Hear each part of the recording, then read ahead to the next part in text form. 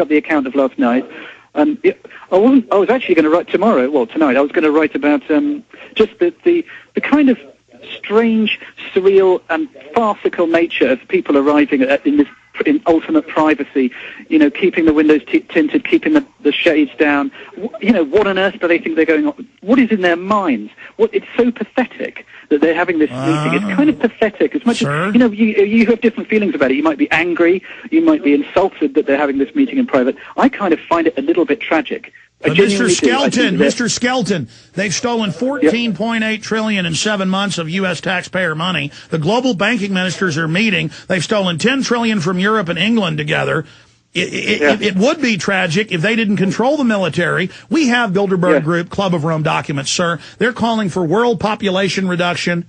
They're calling for world taxes to enslave us, and to, quote, streamline our lifestyles, lower our standard of living. Yeah. They want one-child policy.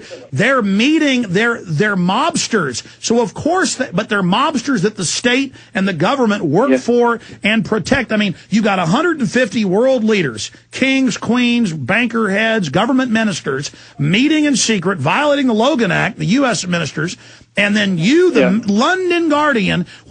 Is it the Guardian in the top 5 newspapers, or is it the top 10? Oh, yeah, I mean, it's one of the big broadsheets, so it's, top 5. But I mean, the London Guardian is the biggest paper in Europe. I mean, I know that because I've been to Europe. No, that's the paper you see everywhere. No, in fact, pull up. I should point out, I'm not really, I'm not a journalist. I'm a writer. I write jokes about, Amy Whitehouse and, for a living. That's why they sent you, because they thought you wouldn't be able to recognize what was really happening. But I think you're a smart guy. With respect, that's not what happened. I was aware that they weren't going to send anyone, and no one was writing about this.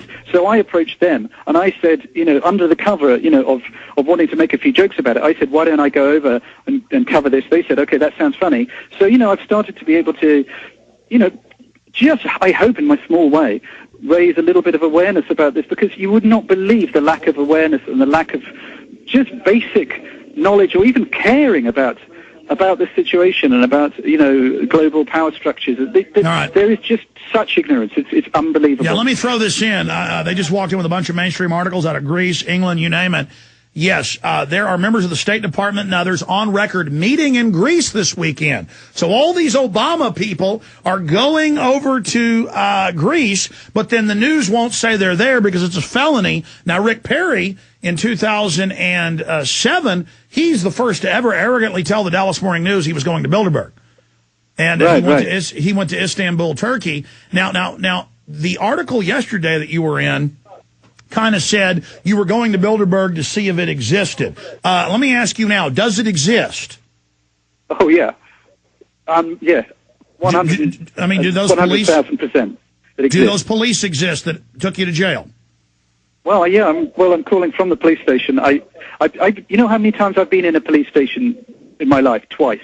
Both days here at Bilderberg. Now, I've never been arrested. I've never had a crossword with a policeman, and now suddenly this. Yeah, but that's what Winston Smith's upstairs neighbor, when he brings him into the cell and he goes, "They got you too?" And he's like, "I don't know why I'm here. I must have done something. I'm sure I deserve it. My son turned me in. I'm so proud of him." I mean, do you understand that's the level we've reached? I hope I'm not coming across as that. I hope I'm not saying I've done something wrong here. I'm really not. Evil. What I am saying though is that forgive me if I'm you've been doing this for years. This is my first Bilderberg. I know I'm a bit naive. I know that. I appreciate that. And it's been a real eye opener for me, and it's just been an extraordinary experience, and and it's made me more aware of the seriousness of the situation, because there are people here taking this thing very seriously. So I think everyone should. Are they going to let you go? Well, do you know what? I don't know. They're just sitting about. It's strange. I'm just sort of here. I don't really know what's. Well, Obama says he supports indefinite detention like Bush. So maybe this is the last time we'll ever talk to you. Maybe that's just, I hope not. Where'd Mr. Skelton go? Where did Charlie go? He disappeared. It's part of freedom. Well, give my love to Mum and Dad. Yeah, well, hey, in fact, this may be the last time. You want to say bye to your family, maybe? I'm not going to do anything so chilling. But, this is freedom. Look, and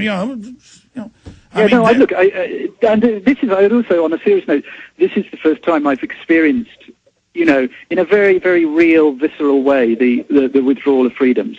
And just the other day, I know on a related note, I found out that the EU had stopped a number of basically limited the number of seeds that you can sell legally to members of the public in the UK. This is a directive from Europe, so they're limiting the number of seeds. I was trying to buy some heritage seed varieties. I suddenly found out I couldn't unless I became a member of a seed club, and I suddenly thought, God, this is it. My freedom here. No, we went on air.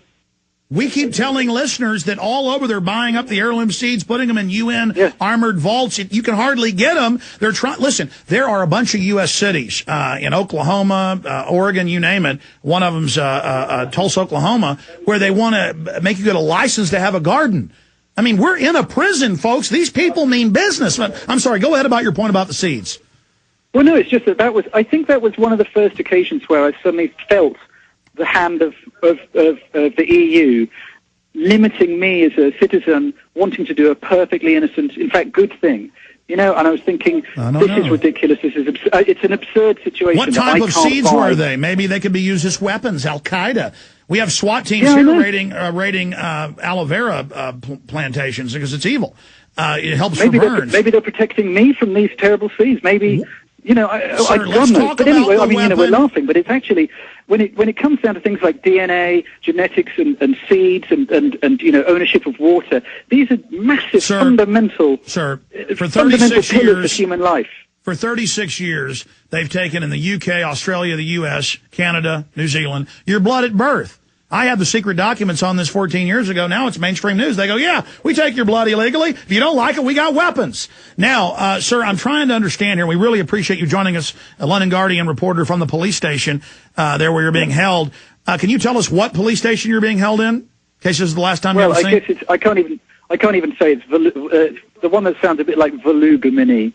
It's where the place. It's the police station local to the hotel resort that they've taken over for Bilderberg. And the hotel is located where outside Athens? It's about 20 kilometers outside Athens on the Riviera, they call it. Beginning with V, and I can't say it, Volugomini or something. And so that's where I am, and, I can see that.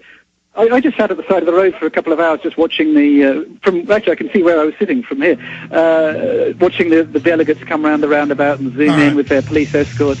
Sir, I want to continue to talk to you. We got to take this break. Back in 3 minutes. Can you stay with us? Okay.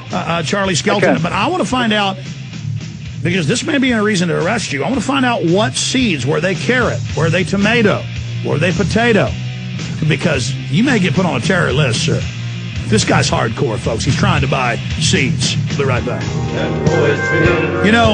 I'm not joking when I get up on air. And I say that what you're seeing in Europe, England, the United States, Canada, is tyranny. We're one step away from him just disappearing. When I was in Canada, they said, you're here to ship drugs in, aren't you? And I was like, no. And they said, listen, we find one porno picture on those computers, you're going to get years and years in prison. And I said, these are our office computers? And I said, what, like illegal porn? He goes, no, anything. Topless girl, you're going to prison. So they spent hours and hours searching them. Thank God none of the office computers, because who hadn't clicked on something by accident or on purpose or whatever? Porn's everywhere on the web. None of it on our computers. And they were cussing at me, screaming at me. It sounds like the Greeks aren't that mean. They did shove on him and grab him, he said. But that's where this is going. I mean, I was there being told how I was going to be going to a Toronto prison. Going back to our guest, London Guardian reporter.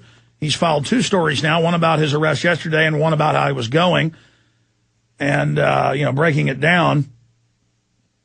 And we go back now to Charlie Skelton. Charlie, you're in the police department right now. Are you miles away from the meeting spot of Bilderberg? Hello? Yes, sir. Sorry, I couldn't hear you. There was loud Greek voices. Sorry. So you're just stuck in the police department, and that's the end of it? Yeah, no, well, I got a feeling I'm about to be waved off, what with me, A, being no threat whatsoever, and B, no one seems to know what's going on. What type of questions? Well, because they're so compartmentalized. I'm sorry, go ahead. I was going to pass you over to one of the policemen, if you'd like. Oh, I'd like to talk to him. What's his name? Yeah, okay, it's a lady. It's the one I described as